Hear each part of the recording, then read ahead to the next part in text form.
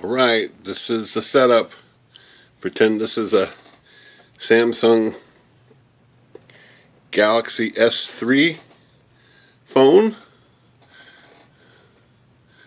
So I put it on a swing arm off an old lamp.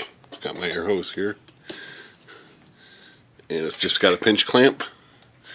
I pinch it in the corner. And there you go. You can position it. It's a little shaky, but it steadies out. You can move it around, swing it around, get angles. You can twist this. That's the way the camera work's been working on my bench.